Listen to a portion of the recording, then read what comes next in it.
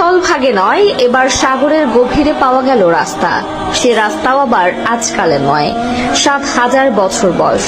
শুনতে অবিশ্বাস্য মনে হলেও এমনই এক রাস্তার সন্ধান ভূমধ্য সাগরের তলদেশে পেয়েছে একদল প্রত্নতাত্ত্বিক। এই খবরটি প্রকাশের পর থেকেই এই রাস্তার ইতিহাস জানতে কৌতূহলী দৃষ্টি বেড়েই চলেছে। সেই সাথে বিশেষজ্ঞদের ধারণা, এই রাস্তার পেছনে লুকিয়ে রয়েছে ১,০০০ বছর আগের পৃথিবীর রহস্যময়ী ইতিহাস। আন্তর্জাতিক আবহাওয়া বিষয়ক বার্তা সংস্থা ফক্স ওয়েদার তাদের একটি বিশেষ রিপোর্ট থেকে জানা যায় যে ক্রোয়েশিয়ার পরকুল দ্বীপের এলাকা জুড়ে বিস্তৃত ভূমধ্য সাগর থেকে এ আবিষ্কার করেছে একদল সমুদ্র বিশেষজ্ঞ।